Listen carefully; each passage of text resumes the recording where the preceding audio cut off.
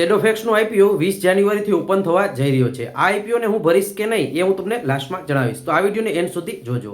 IPO ખાસ કરીને 20 જાન્યુઆરીએ ચાલુ થશે અને 22 જાન્યુઆરીએ ક્લોઝ થશે. આઈપીઓની કુલ સાઇઝ છે 1907 કરોડ રૂપિયા રાખવામાં આવી છે, જે 1000 કરોડ ફ્રેશ ઇસ્યુ છે અને 907 કરોડ રૂપિયા ઓફર ફોર સેલ રાખવામાં આવ્યા છે.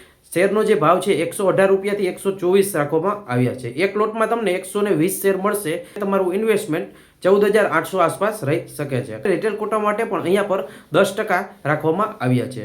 હવે શેડોફેક્સના રેવન્યુની વાત કરીએ તો કંપની FY 2023માં કંપનીનું રેવન્યુ 1415 કરોડ રૂપિયા હતું, જે ખાસ કરીને FY 2025માં વધીને 2485 કરોડ થઈ ગયું હતું. પણ કંપનીનો ખર્ચ હજી પણ ઘણો વધારે છે. FY 2023માં અને FY 2024 બંને વર્ષોમાં કંપનીનું મોટું નુકસાન થયું હતું.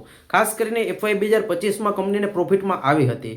પણ મહત્વની વાત એ છે કે માર્જિન ખૂબ જ પાતળું છે, એટલે કે માર્જિન ખૂબ જ ઓછું રાખી રહ્યા છે. કંપની પ્રોફિટેબિલિટી હજી સ્ટ્રોંગ બતાતી નથી, એટલે હું આઈપીઓને અવોઇડ કરીશ. આઈપીઓનું જીએમપી અત્યારે ચાલી રહ્યું છે તે મુજબ તમે જો એપ્લાય કરવા માંગતા હોય તો તમે કરી શકો છો, પણ ખાસ કરીને હજી તમારે રાહ જોવાની છે. જ્યારે પણ આઈપીઓ આવે છે 20 જાન્યુઆરીએ અને 22 તારીખે ક્લોઝ થાય છે, ત્યારે તમારે જોવાનું છે કે આઈપીઓનું જીએમપી કેટલું ચાલી રહ્યું છે.